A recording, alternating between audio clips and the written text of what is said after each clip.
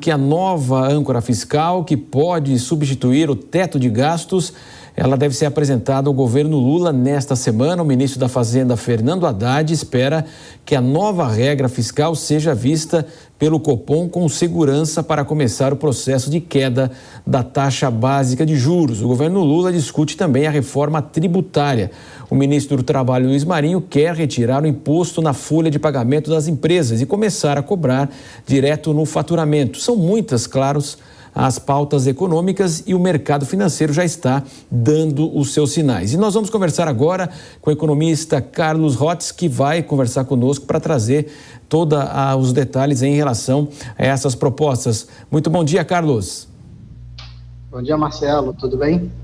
Carlos, a gente tem falado praticamente quase que diariamente aqui no Jornal da Manhã, segunda edição. O comentarista Diogo Schelp está conosco também, vai participar da entrevista, do governo aproveitar que existe um consenso nacional da necessidade de uma reforma tributária mesmo. Claro que o governo está prometendo ser neutro, tem gente que imagina que poderia cair a nossa carga tributária para o cidadão ficar melhor, para o empresário também, que gera emprego, evidentemente. O governo está falando neutro, então se imagina que nesse patamar de arrecadação ele vai manter e aí vai modificar, talvez aí a indústria vai passar a recolher menos, há uma demanda que os serviços devem recolher mais, mas de qualquer forma existe um consenso de que nós temos um manicômio aí tributário que é ruim para todos e que haveria necessidade então de uma simplificação e também uma discussão. O governo deveria aproveitar esse ano inicial aí, a lua de mel ainda com a população que o elegeu, para de fato levar ao Congresso. Claro, vai ter que discutir a formação de uma base sólida lá para votar um tema como esse, mas de qualquer forma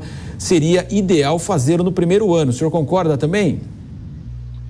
Perfeito. Acho que o primeiro ano de governo, sempre de um governo eleito, ele geralmente é um ano mais leve, né? É um ano que o governo ele já chega um pouco mais forte, então tenta acelerar pautas ali um pouco mais complicadas para conseguir dar sequência aos planos.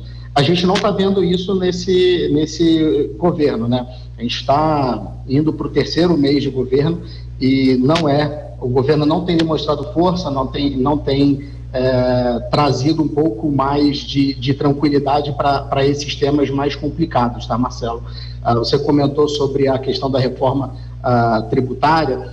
O mercado ainda tem muitas incertezas sobre de que maneira isso vai sair do papel, né? O governo tem até também a questão do arcabouço fiscal, se o governo vai por uma linha só de aumentar a arrecadação, se ele também vai conseguir controlar um pouquinho as despesas. E eu acho que o que corrobora muito essa dificuldade do governo é a própria fala do Lira na semana passada, em que ele deixou muito claro de que o governo não tem voto para pautar reforma tributária hoje na Câmara. Então, acho que isso daí também vem junto com o esforço do governo, não só em apresentar as ideias para o mercado, mas apresentar as ideias do mercado e, em paralelo, negociar nos bastidores para que elas sejam aprovadas, né? Carlos, agora a pergunta do nosso comentarista, Diogo Schelp. Carlos, bom dia. Dois temas aí relacionados à reforma tributária. Um deles é a questão da CPMF, ou o mesmo imposto com outro nome, algo que volta e meia era defendido pelo ex-ministro Paulo Guedes e que o atual ministro disse que não vai entrar na pauta. E a outra é a possibilidade, como você vê essa possibilidade, de haver uma certa taxação dos super ricos, algo que muitas vezes se ouve aí na agenda, no programa político do PT. Tá. Bom dia, Diogo. O Haddad está num evento hoje pela manhã em que ele já, mais uma vez, se posicionou contra a questão de criação de novos impostos, até da CPMF. Eu acho que a reforma tributária como um todo, ela precisa usar uma palavra que o Marcelo trouxe muito bem, que é simplificação. Eu acho que a gente vive uma situação de carga tributária hoje no Brasil que ela é insana. Então, o fato de você simplificar isso, eu acho que é alguns passos ali à frente. Tá? Acho que já melhoraria bastante e aí a gente ganharia no sentido de fomento de economia, facilitador, e aí o aumento da arrecadação vem justamente por um crescimento e por uma atividade econômica um pouco mais robusta. Tá? Sobre a taxação dos ricos, acho que isso em lugar nenhum acaba sendo uma solução.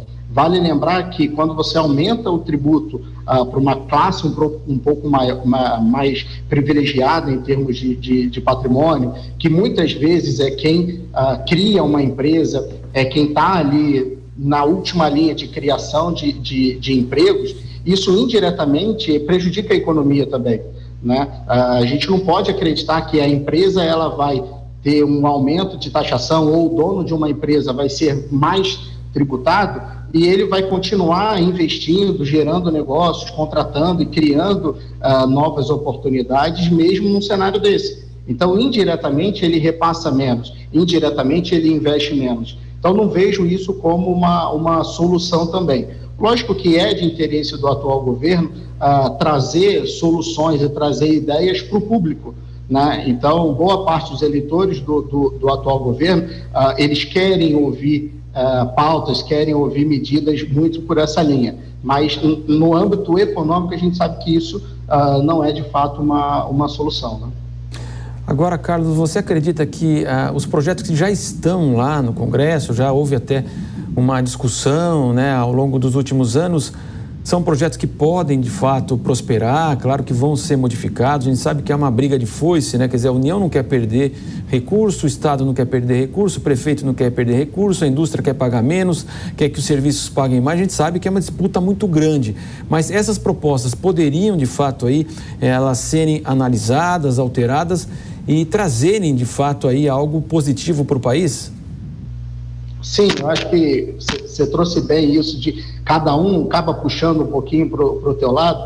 Na semana passada a gente teve o acordo da questão do ICMS, que vai ser um acordo chegando aí na faixa de 27 bi. Eu acho que a mensagem, Marcelo, é muito do seguinte, se de fato a gente tiver modificações e a gente tiver propostas para que o país como um todo cresça e a gente evolua e a gente cresça com responsabilidade, eu acho que independentemente do setor é bom para todo mundo. O que a gente não pode é criar pautas pensando no curto prazo, dando soluções paliativas e que o remédio, né, e o problema no longo prazo ele piore.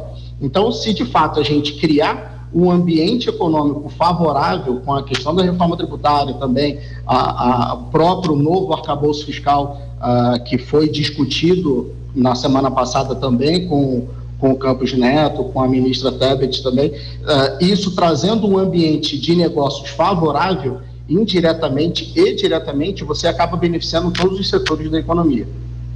Se for apresentado outro projeto, né, Schelp, aí até começar a discutir do zero vai demorar muito mais ainda, né, Schelp? Com certeza. Carlos, eu queria lhe perguntar sobre a questão dos benefícios que podem ser concedidos para um setor ou outro. Esse processo, muitas vezes a gente vê aí, por exemplo, o agronegócio preocupado que a reforma possa trazer onerar mais, né, o setor com impostos mais altos comparados com outros setores.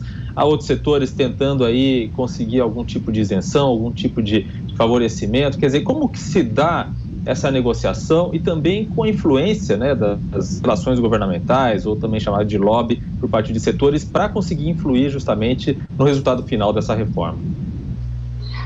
Olha, Diogo, a gente vê o setor do agro até um dos setores mais receosos com as políticas do atual governo. Acho que o governo até tentou, no sentido de reoneração do combustível, o fato de ter deixado de fora, não de fora, mas ter reonerado menos a questão do diesel, para, de repente, minimizar um pouco o impacto e muita turbulência que está tendo de comunicação entre o governo e o setor do agronegócio, mas eu acho que toda negociação ela vai tentar, cada setor, né, cada segmento da indústria vai tentar puxar um pouquinho e diminuir o impacto para o teu lado. Eu acho que isso acontece não só no setor de serviços, isso tem acontecido de maneira negativa, né, a questão de aumentar a tributação para a exportação do petróleo em mais ou menos uns 9%, que na cabeça do governo é uma medida para 4 meses, mas existe um receio real de que isso continue por um período um pouco maior, porque a gente está conversando sobre o governo precisar diminuir gastos e aumentar a arrecadação. E eu não sei se daqui 4 meses, eu nem acho que isso deve passar na Câmara, tá? Quando pautada. O próprio PL já se mostrou contrário a esse tributo. Mas o governo, ele muito provavelmente não vai abrir mão de uma arrecadação, sendo que ele precisa de dinheiro. Eu acho que, juntando todos os setores, a mensagem, Diogo, que a gente precisa mostrar é, de fato, a gente cria um ambiente econômico mais simples e a gente cria um ambiente econômico favorável para crescimento da indústria, e aí, indiretamente, todos acabam sendo beneficiados. Não adianta um setor tentar puxar um pouquinho, diminuir o impacto, se de fato for uma ideia e for uma pauta genuína para crescimento e modernização do ambiente de negócio no Brasil, eu acho que é bom para todo mundo. O problema que a gente vive hoje no Brasil é muito mais um problema de falta de confiança e incerteza política e incerteza sobre as diretrizes econômicas do que, de fato, o número. Então, acho que passar essa tranquilidade e se todo mundo estiver junto, querendo criar um ambiente mais favorável, todos acabam se beneficiando lá na frente, mesmo que o impacto de curto prazo possa significar algo para algum setor específico. Carlos, para nós fecharmos aí, como é que o mercado assiste aí 2 bancos norte-americanos quebrarem, né, neste momento aí, e sempre vem aquele fantasma do Lehman Brothers? Então, como é que vocês assistem tudo isso? Será algo restrito ou pode afetar o mercado financeiro internacional? Olha, Marcelo, o Fed, né, que é o Banco Central Americano, ele acabou agindo muito rápido para que se evitasse uma contaminação, não só no sistema americano, mas nos países ali que tem uma relação comercial. Então, o Banco Central Americano, ele sinalizou de que não só vai resgatar ali os depósitos dos americanos e tudo mais, dos 2 bancos que quebraram, né, o Banco do Vale do Silício e o Signature Bank, então dando uma confiança maior, e o próprio presidente veio a público dizer que a poupança dos americanos ela está defendida e tudo mais. A consequência disso poderia ser uma contaminação em proporções diferentes, mas como algo que a gente viu em 2008, que você teve uma contaminação generalizada por conta dos títulos de hipoteca que os bancos tinham muita ligação um com o outro. Quando, muito provavelmente, o Fed ficou com medo dessa contaminação e ele entrou como sendo um salvador da pátria. Ele veio e falou, olha, eu assumo isso daí, eu resolvo esse problema, para mostrar ali a saúde financeira dos bancos americanos. Mas é algo que a gente vê de consequência de um cenário de inflação muito alto nos Estados Unidos. Né? O problema que esses bancos tiveram é um problema de elevação de juros muito rápido. Aqui no Brasil, a gente teve uma taxa de juros saltando de 2% para quase 14%, 13,75% que a gente tem hoje. Esse salto nos Estados Unidos foi numa magnitude menor, mas em proporções americanas é um salto de quase 4 vezes. Então, tem muito banco que deixa a tua reserva, deixa o teu caixa em títulos de longo prazo que acabaram sofrendo por conta disso. Então, você tem um aumento significativo de juros global para controle de inflação e uma atividade econômica cada vez mais fraca. Nós agradecemos, então, a participação do economista Carlos Rotz conversando conosco sobre as questões aqui do Brasil e também essa questão importante aí internacional agora nos Estados Unidos. Carlos, muito obrigado pela sua participação. Eu que agradeço, é sempre um prazer estar aqui com vocês. Prazer é nosso. Vamos dar sequência.